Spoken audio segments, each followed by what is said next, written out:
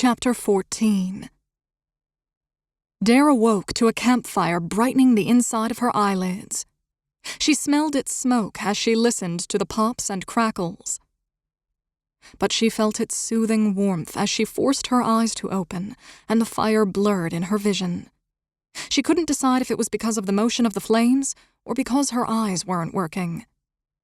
She also wasn't aware how long she'd been here, wherever here was, but she knew she was hungry. Funny that, she mused, because she could not remember when she'd last eaten. A day? 2? A week? Well, probably not that long. A shadow eclipsed the firelight, and a small face hovered over hers like a full moon. Dare flinched when she saw orange eyes. She stared. He was just a child. He couldn't be more than 6 years old. Light brown hair topped his head instead of the black hair she'd come to expect. When he saw that she had focused on him, he grinned at her. She flinched again. The child stuck both his arms out as far as he could reach and waved his hands so rapidly that she felt a small breeze. She noticed 2 long knives hanging off his belt, bouncing to the rhythm of his hands. They were too big for the boy and came to rest below his knees. "I'm dreaming," she concluded. "Hey, lady, get up! You'll be a lot better once you have some of Mama's cooking. It's the best in the whole world!" He never stopped waving. Dare opened her mouth, but couldn't even make strangled sounds anymore. She couldn't imagine how she had been able to speak during the escape.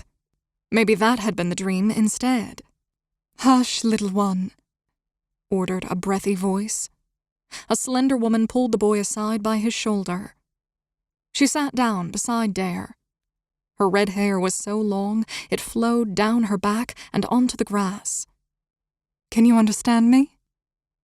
She brushed some hair from Dare's forehead as the young woman nodded. "Good. We are not safe here, so we'll have to move soon. I can heal your friend with song, although he will be without most of his teeth." Dare closed her eyes and let her head sink into the grass. The pain resurged, burning her body from the inside. She heard the woman rise and leave. She'd never believed in the Kelin, never really considered that they'd existed. And now she was dying because of them. But at least Kelin would live. The rustles of dried, fallen leaves in the wind echoed in her ears the next time Dare awoke. She'd lost her father's sword. Tears escaped as soon as the thought arrived. He'd given it to her, and she hadn't even been able to use it against this foe. It was just gone. She wished the soil would rise up and envelop her, but surprisingly, she felt strong enough to push herself up onto her forearms. She stared at the campfire. It could have been the same one as before, but she wasn't sure. At least it was more in focus than yesterday? Last night? Had she slept all day, or was this the same night? She didn't see Kelin or the boy, but then again, she may have dreamed him or just imagined his eyes. The long-haired woman knelt next to the fire, stirring a small pot. It was engraved silver. Dare thought it should be hanging on a wall in a castle somewhere, instead of turning black in a wilderness campfire. After the distraction of the pot had faded, she saw that the woman's ears also curved up to tips. So, another elf. The boy tiptoed up from behind her, but the elf spun just before he pounced. Dare watched her wrap her arms around the child and kiss the top of his head. Then she felt her eyes surrender to the weight of their lids, and they closed.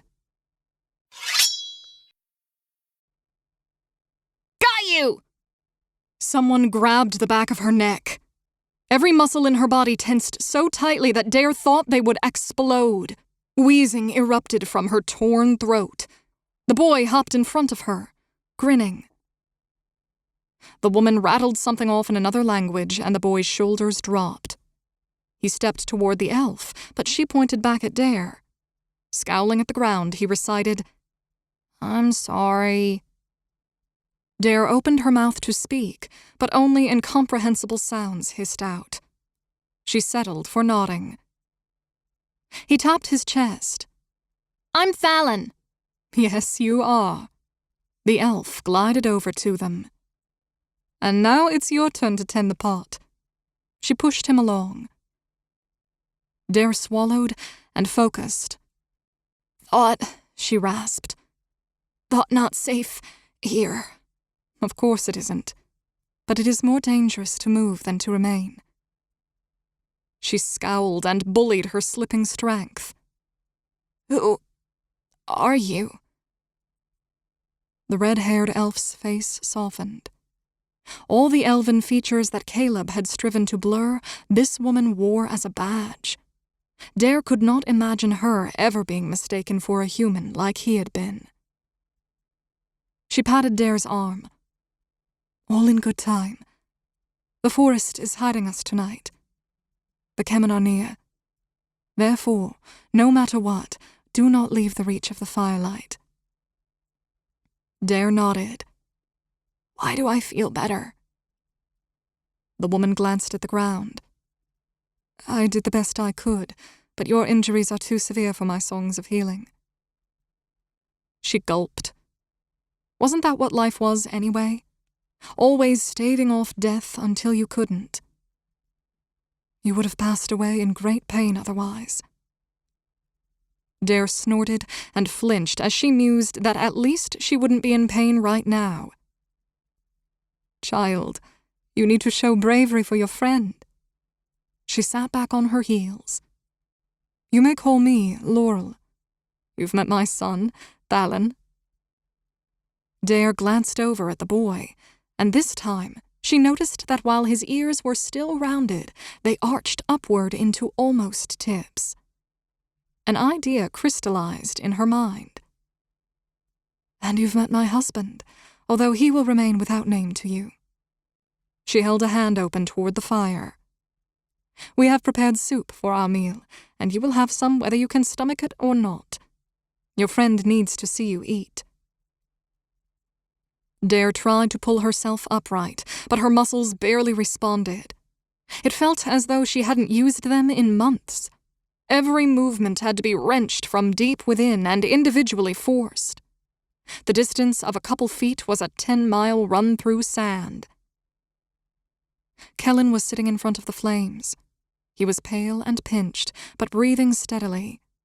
He wore a dark cloak on his shoulders, and she knew he hadn't escaped with it. She tried to sit upright, but she leaned toward the elf as she stared. The elves and the Kelin were enemies, and she'd had a child with one. Her trust of this elven savior had bottomed out. She turned and heaved herself closer to Kelin. He looked at her from underneath his heavy curls and began to cry. She sat there too stunned to even reach out to him. She stuttered, We made it. You'll be all right. His voice sounded thick and slurred through his sobs, as if his tongue weren't working properly. We didn't know anything. We're not a part of this. She sat there, helpless. He grabbed his torn tunic. My chest hurts. They stabbed me and I couldn't breathe, so I panicked and I still couldn't breathe. His tears drowned out his voice. Dare put a hand on his shoulder and flexed a finger. It seemed to be working. You're breathing now? They took my teeth, Dare, my teeth! She nodded. I know. He turned to face her. His eyes were wide and unfocused. I don't know if I want to thank you for saving us. She frowned as she focused on untangling his broken words. She had to guess at a few. She wanted to hide from his gaze, but made herself meet it. You still got all of your fingers and toes. And your life. A few days of rest, a good surgeon, and you'll be better. Do I want to be? Am I going to be able to eat anything other than soup? She stared down at her own hands and wondered how by Amiri's wandering staff, a Tome's seed, or anything holy they were still alive. Of course, it wasn't to last. Not for her. She didn't know what to say. Laurel came to the rescue with a bowl. The soup wafted of tomatoes. The dish was engraved silver like the pot, and so was the spoon leaning over the rim. Dare stared at the porringer, but maybe elves always dined with such finery. It fit with the stories she'd heard growing up. Kelin accepted a bowl too. Dare saw him relax his shoulders a smidgen as he tried a sip. Then he winced as his cheek bulged, and he hissed in pain. Teeth? Yeah, but... He tipped the bowl up against his lips. Dare pushed the spoon around the side of hers. The scent made her stomach growl, but why did it matter? She was still going to fade away. I don't know what you did, my lady, but I feel better. Kelin held the dish out in front of him. It was already empty. Laurel offered a tight smile. I'm sure the wilderness air helps too. He turned to Dare. They say that the poorest man in Palin's eats on silver. A humorless smirk flitted across his face. And we're so horribly poor right now. Dare let the bowl fall from her fingers. Soup splashed onto her boots. Laurel picked it up. The empire of Palin's has been gone a long time now, Kelin. Dare snapped. How did you know his name? Because my husband knows. And just who is your husband? He's one of them! Her eyes ripped toward the boy. The child grinned as he tossed sticks into the fire. The elf moved between her and Thalon. She pointed at her own eyes, redirecting Dare's gaze. She cleared her throat and spoke as if announcing something. What happened back in Palin's time may be history to you, but it isn't for the elves and the Kemen. And? Dare raised an eyebrow. Laurel leaned back. What do you know of your captors? Kelin scowled. They were called storm readers because they could summon storms. The elf shook her head. No, not unless they use magic like everyone else. Not sure why they're also called Kemen, though. One by themselves, one by other races, Laurel answered. Her green eyes passed over to Dare. And lucky for you, it's a limited immortality, like mine. Neither of us age, and although we elves heal more extensive injuries and diseases than they do, both of us can perish by the sword. She pushed her red mane behind her shoulders as she held Dare's stare. Or teeth. Dare didn't flinch. But where are they from? What do they want? Laurel eyed her askance for a moment. They used to be human, the Kemen. Their kingdom was on the same continent as Palin's. Then what are they doing here? Dare demanded. How can they used to be human? Laurel pursed her lips and glanced back to Thalon. Derora, this isn't your war. Dare thrust out her grey, swollen hands. Then I'm glad to be dying for what isn't any of my business. Laurel frowned, but her tone was mild. Yes, Derora, you are just another casualty of a war that began millennia before you were born. The elf moved to tower over her. Do not make the mistake of thinking the two of you are the only ones who have been shown how the Kemen ask questions. She leaned back and stood straight again. But Dare had seen it. The briefest flicker of fear in her steeled gaze. Laurel sat between them and Thalon. Kelin remained staring at the fire, and Dare couldn't even guess what was on his mind. She looked back to the elf. So why did you marry one? That truly is none of your business. Laurel kept her expression firm. But we wanted a child. One he didn't have to give to the cause. Dare narrowed her eyes in confusion. Baba? Kelin yawned as he stretched. Laurel rose and walked over to him. She sat next to him and he crawled into her lap. He was snoozing before he was fully settled. Kelin stared at the ground. What they did to us with such dispassion. It was just another day at the mill for them. Dare fought against a sneer. Oh, I think they enjoyed it. Laurel swept her fingers through the child's hair. How much do you know of the Chentham Wars? Dare frowned and shrugged. Fall of Palans? Kelin added. War of hell on earth when the gates to hell were open. So they say. Laurel frowned. The war of hell on earth, combined with the fall of the Empire, did so much to destroy the knowledge of the previous wars before them, including the Storm Readers. She exhaled. And so much of what Palans truly was. A small smile played on her face for the first time. We were everything the Kimmin were not. Different races, different languages. Even though they'll tell you that everyone spoke Pals, don't believe it. Different foods and music. She closed her eyes. Sometimes I still pretend to smell the salty air from the ocean. Then her mirth receded, and she tightened her grip on the boy in her arms. This was the Palans' front war. The humans shook their heads in confusion.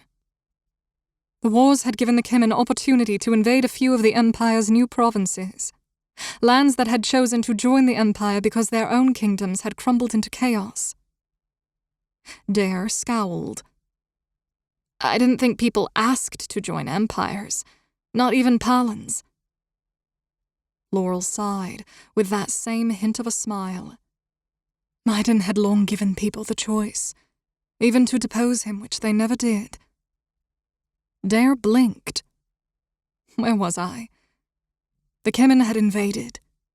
It was in these outreaches of the Empire that the Storm Readers learned the legend of the Water of Life. So they found the source of the Water of Life, like in the story? Dare tried to imagine the divine forest with its spring. In her mind, she always added towering trees to it, making it larger than life. Laurel shook her head. They learned of the legend, but it is more accurate to say that they made their own. What? Kelin gasped. Eternal life is not something that can be just made. It can't be, right? The elf pulled her sleeping son's head against her chest. In every life, there is a drop of this divine water, so that we may breathe and our hearts may beat. Anything with this drop of water is alive. An infant, a forest, a bird. Kelin shook his head. But how did they do it? Their whole race, they must have found the source, right? Laurel shook her head, her eyes sorrowful. The water of life is not made or unmade. It is part of the cycle of this everlasting world. When something expires, their water passes on to a new life being born. Dare felt her stomach sinking. And the Kemen... Laurel pressed her lips together. They learned how to find the drops in people. One drop from one person, and they needed hundreds of thousands of drops. I don't understand. Dare held up her hands. I don't want to, she thought. But, Kelin gulped. It'd be too much. It couldn't be done. Laurel sighed.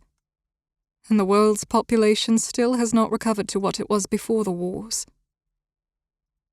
Dare bowed her head under the coalescing weight of Laurel's story. She tried to picture the bodies, piled high, rotting in the sun. but she couldn't imagine so many people being alive, let alone all in one place. She attempted to envision what that many people looked like, but her mental picture faltered because she had no idea how big of a crowd that was. River's Bridge didn't even have 100 people. She could hear the words, and she could repeat the numbers, but she could not understand them. She let her head fall forward into her hands and watched her vision spin. "How does an elf prince fit into this?" she muttered. Indaleria was Palin's greatest ally. They didn't send troops at first, but they sent their spies and saboteurs. So too came the dragoon armies. Kelin grunted. "That was too much for the elves, wasn't it? To have another immortal race and one so wicked." It was. There are other immortal races besides the elves, you know, but none who made themselves like the Storm Readers did. She rested her head on the side of her hand. Indaleria should have done something sooner, but they couldn't dare themselves to interfere while the Storm Readers were mortal. "What did the elves do?" Dare asked, frowning. They, with the help of an elven sorceress, banished the Kelin to a place for those too hard to kill, too dangerous to live. Darkreign. It had been a prison for thousands of years, but this was the last banishment there. The humans shook their heads in confusion. "It is not of this world." She hugged Thalon. "But the Kelin forced paths open and returned to this realm." A tear sparkled in the corner of an eye. "We were unaware. That peace wasn't to be had, even after all this time. We thought, surely, they were gone." She kissed her son's head. Only the crackle of the fire sounded around the camp. Dare exhaled and let the fascination out with the air. She was still too exhausted and injured to be mesmerized. The elves' stories had stolen whatever strength her healing had restored. Laurel pushed her hair behind her shoulders. "I pray tomorrow's dawn brings more life than death." But Dare wasn't listening anymore. What was the point? She was done for. She wiped a tear from the corner of her eye and wondered if she'd just whisked away her drop of life.